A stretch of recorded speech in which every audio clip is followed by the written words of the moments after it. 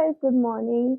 Today is our second day in Manali और last day भी क्योंकि कल हम मनाली से चंडीगढ़ के लिए निकलने वाले हैं।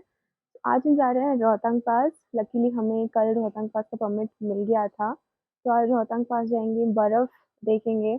बहुत एक्साइटेड हूँ मैं। मैंने एक्सपेक्ट नहीं किया था कि मैं मनाली आऊँगी तो मुझे आइस देखने के लिए मिलेगी, क्योंकि रोहतांग पास भी थोड़ा लेट खुलता है यूजुअली, आई थिंक 15 मई के बाद।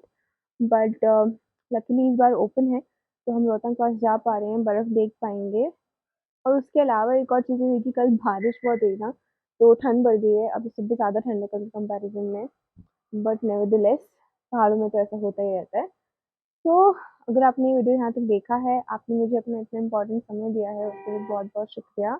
अगर आपको ये वीडियो पसंद आए तो प्लीज़ लाइक करना, इसे एंड तक देखना और मेरे चैनल को सब्सक्राइब ज़रूर करना। आप मुझे इंस्टाग्राम पे भी फॉलो कर सकते हैं। मैं Instagram handle is Anuja dot explores.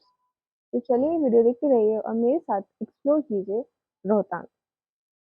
Hey guys, we stop for breakfast. हम रोहतांग जा रहे हैं, उसके रास्ते में हम ब्रेकफास्ट के लिए रुके हैं। And look at the view from this place. यहाँ पे नदी है, यहाँ पे पहाड़ है, पहाड़ों के ऊपर बर्फ है। बहुत ज़्यादा ब्यूटीफुल है, बहुत ज़्यादा ब्यूटीफुल है। मैं आपको जगह का नाम भी बता देती हूँ, ताकि अगर आपको ये जगह दिखे तो आप यहाँ पे स्टॉप कर सको और इस अमेजिंग व्यू का मज़ा ले सको। Show you.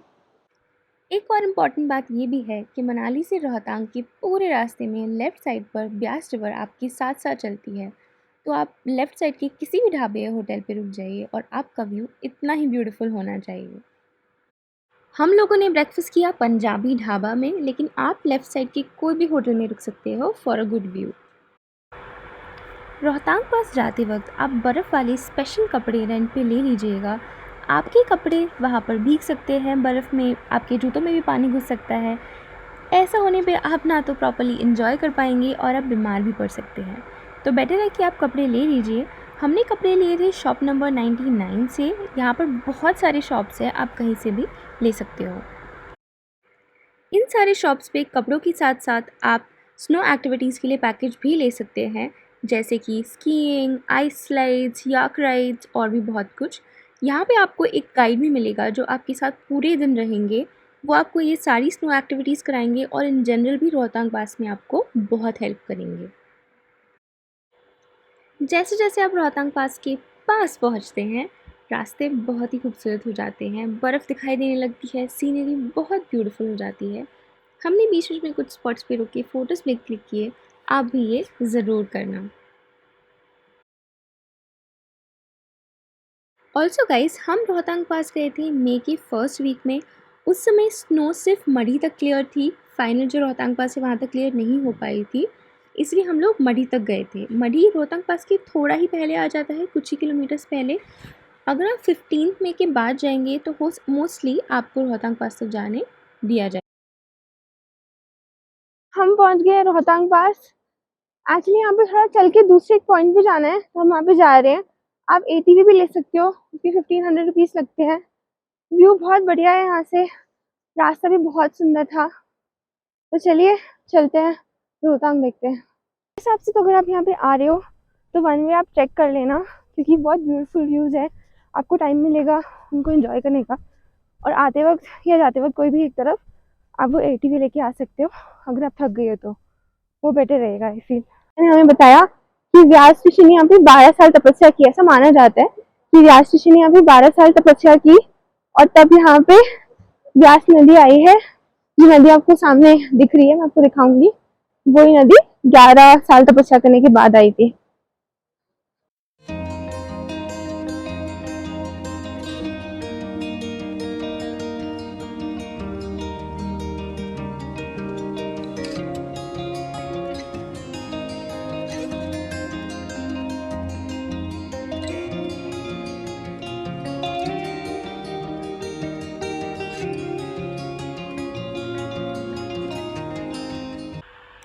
यहाँ पे एक पॉइंट ऐसा आता है जब मेन बर्फ़ वाले एरिया में जाने के लिए आपको रिवर क्रॉस करनी पड़ती है। अब रिवर क्रॉस करने के भी दो तरीके हैं। यहाँ पे एक मेकशिफ्ट ब्रिज है, आप खुद से क्रॉस कर सकते हो, पर ये मेकशिफ्ट ब्रिज मुझे थोड़ा अनसेफ़ लगा, इनफैक्ट काफ़ी अनसेफ़ लगा, इसलिए मैं नदी के ऊपर से गई। नदी में भी पत्थर ही थे, ज़्यादा पानी का बहाव नहीं था। ये मुझे स्टार्टिंग में आसान लग रहा था, लेकिन जैसे जैसे मैं आगे गई मेरे बूट्स में पानी घुस गया और मेरे पैर में बहुत ठंड लगने लगी। एक मिस्टेक मैंने यहाँ पे ये की कि मैं सेंटर से जा रही थी जहाँ पे पानी थोड़ा ज़्यादा था। अगर आप कोने कोने से जाएंगे तो वहाँ पे पानी कम है और आपके स्नो बूट्स के अंदर अंदर पानी नहीं घुसेगा, and then it will be comparatively better. हमारी गाइड ने भी यहाँ पे काफ़ी हेल्प की, सो आई थिंक ऐसे ट्रिकी सिचुएशंस में having a guide is good. So पिघली हुई बर्फ़ के ठंडे ठंडे पानी में स्ट्रगल करते करते finally I was able to reach the end of the river. हम ऊपर आ गए हैं गाइस।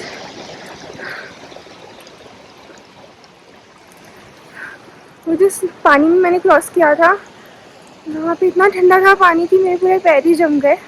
बहुत मज़ा भी आया, बाद में सॉक्स वगैरह पहन लिए तो सही लगा। लेकिन अगर आप लोग आते हो तो you should definitely buy these clothes, woollen socks, shoes plastic वाले। उसके बिना तो आप नहीं कर पाओगे, बहुत ज़्यादा ठंड लग जाएगी अदरवाइज़ आपको। स्नो पॉइंट पहुंचने के बाद तो नज़ारे बिल्कुल ही बदल गए। बहुत सारी बर्फ़, चाय और मैगी के स्टॉल्स, बहुत सारी स्नो एक्टिविटीज़ हो रही थी। बहुत ही खूबसूरत थी ये जगह। इसके बाद हमने की कुछ स्नो एक्टिविटीज़, स्कीइंग, स्लाइडिंग और बर्फ़ में मज़े।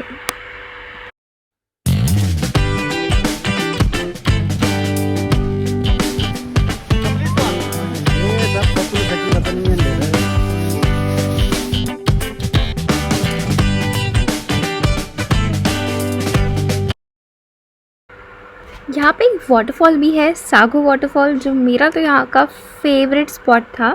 आप वाटरफॉल के ज़्यादा पास से ज़्यादा ऊपर मत जाइएगा, वो सेफ़ नहीं है, थोड़ा नीचे से ही देखिएगा। हे गाइस, हमारा रोहतांग का हो गया है। बहुत मज़े आए, बहुत ज़्यादा मज़े आए। हमने ट्यूब राइड किया, हमने स्कीइंग किया, चाय पी, मैगी खाई, बहुत मज़ा किया। अब हम यहाँ से जा रहे हैं तो 12 बज रही है। अब देखते हैं, हम सोचे कि हम अटल टनल भी चले जाए क्योंकि टाइम तो है। So let's see what happens, let's go. जब हम वापस लौटे तो मौसम थोड़ा सा ख़राब हो गया था, हल्की हल्की सी बारिश और स्नोफॉल होने लगी थी। और क्योंकि हमारे पास टाइम था, हमने डिसाइड किया कि हम अटल टनल भी आज ही विज़िट करते हैं। तो चलिए अब चलते हैं अटल टनल और Sissu valley. Hey guys, a quick break from the beautiful scenery to give you important information about Rohtang Pass. So आप में से बहुत लोगों को ऑलरेडी पता होगा कि रोहतांग पास जाने के लिए आपको परमिट की रिक्वायरमेंट होती है। तो ये जो परमिट है ये आप ऑनलाइन भी ले सकते हैं। हिमाचल प्रदेश स्टेट गवर्नमेंट की एक वेबसाइट है, मैं डिस्क्रिप्शन में डाल दूँगी, आप वो चेकआउट कीजिएगा। आप वहाँ से रोहतांग पास जाने का परमिट ले सकते हो। द सेकेंड ऑप्शन इज़ कि आप मनाली में SDM ऑफिस जाके भी ये परमिट ले सकते हैं। एक दिन में लिमिटेड नंबर ऑफ़ व्हीकल्स को ही अलाउ किया जाता है रोहतांग जाने के लिए, अराउंड 1200 व्हीकल्स, जिसमें कि 800 होते हैं पेट्रोल व्हीकल्स और 400 होते हैं डीजल व्हीकल्स।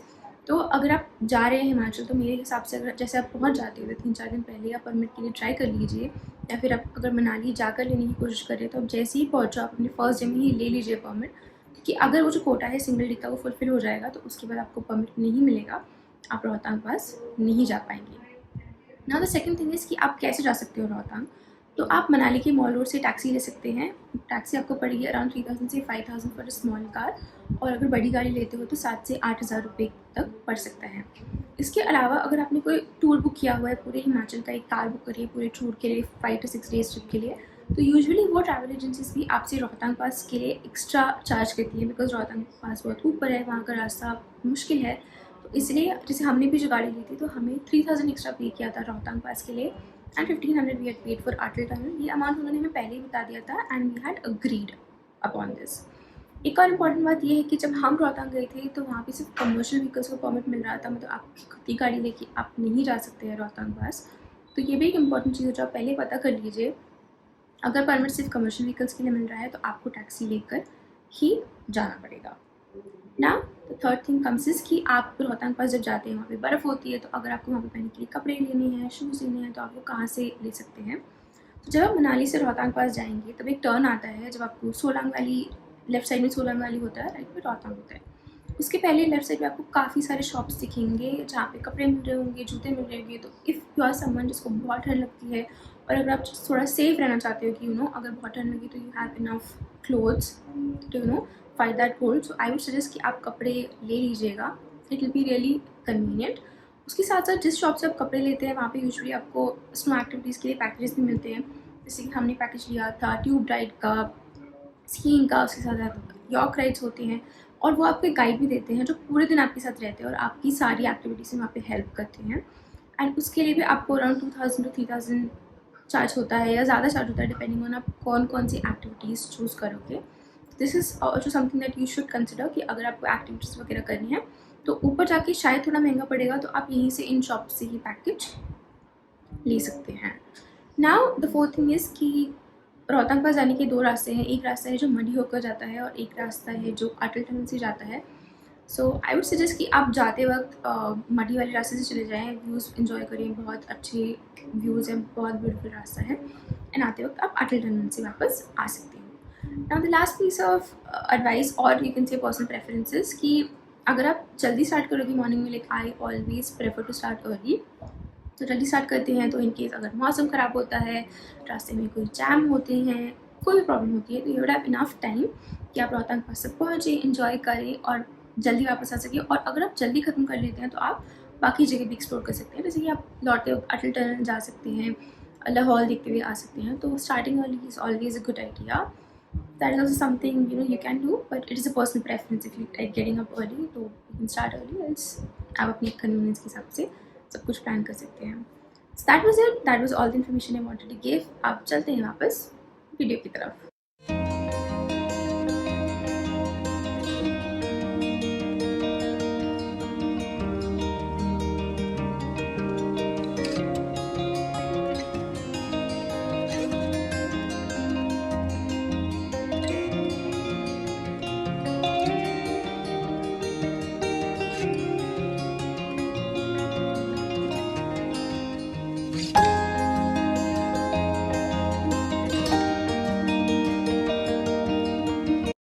हे गाइस, तो हम अटल टनल क्रॉस करके अब आ गए हैं लाहौल। अटल टनल बहुत ज़्यादा ही बेहतरीन है, मतलब it is an engineering Marvel in itself. 9 kilometre का रास्ता कहाँ निकल जाएगा आपको पता भी नहीं चलेगा, बहुत ज़्यादा अच्छे से बनाई गई है, बीआरओ ने बनाई है, बॉर्डर रोड्स ऑर्गेनाइजेशन ने। 2 साल से ही ऑपरेशन है अटल टनल। उसके पहले जिन लोगों को यहाँ आना होता था तो वो रोहतांग पास होते हुए आना पड़ता था और वो रास्ता सिर्फ 6 महीने खुला रहता था। अब ये ऑलमोस्ट ऑल मंथ खुला रहता है। आई थिंक जनवरी और फरवरी जब बहुत बर्फ़ पड़ती है तब बंद रहता है, बाकी अटल टनल हमेशा खुली रहती है। अभी हम लाहौल आ गए हैं, यहाँ पे जैसे ही आप अटल टनल से बाहर आओगे तो टेरेन पूरा बदल जाएगा, पूरा वो पथरीला टेरेन हो जाता है, स्पीति जैसा। और यहाँ पे भी बहुत खूबसूरत है, यहाँ पे भी आप आओगे तो चंद्रभागा नदी पूरे रास्तों में आपके साइड-साइड से बह रही होगी, बहुत प्यारा लगता है वो। अभी हम आए हैं सिसु लेक, तो हम सिसु लेक घूमेंगे, यहाँ का मज़े करेंगे यहाँ पे थोड़े हम। तो मैं आपको दिखाती हूँ कैसा रहता है मेरे यहाँ का एक्सपीरियंस।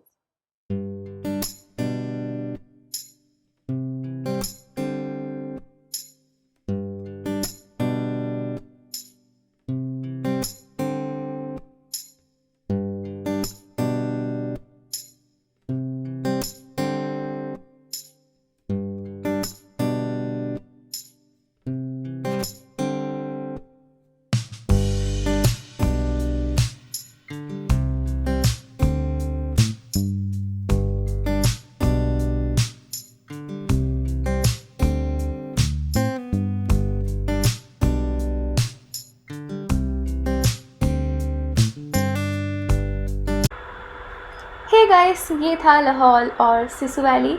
आज का दिन मेरे हिमाचल की जर्नी में, इनफैक्ट मेरी ट्रैवल जर्नी में बहुत ही मेमोरेबल था। ये सारी जगह जो मैंने आज देखी, रोहतांग पास, लाहौल, सिसु, अटल टनल, सब इतनी मेस्मराइजिंग थी कि ये मेरी मेमोरीज़ में बहुत टाइम तक रहने वाली है। इनफैक्ट मैंने अभी से सोचना स्टार्ट कर दिया है कि मैं कब दोबारा हिमाचल आ पाऊँगी, इस ब्यूटीफुल स्टेट को एक्सप्लोर कर पाऊँगी। अगर आपने ये वीडियो यहाँ तक देखा है तो बहुत बहुत शुक्रिया। अगर आपको ये वीडियो पसंद आया हो तो प्लीज़ मेरे चैनल को सब्सक्राइब कीजिएगा, इस वीडियो को शेयर कीजिएगा, मुझे इंस्टाग्राम पे फॉलो कीजिए, मेरा इंस्टाग्राम हैंडल है anuja.explores। Thanks a lot for watching this video. Stay blessed, have fun, bye bye.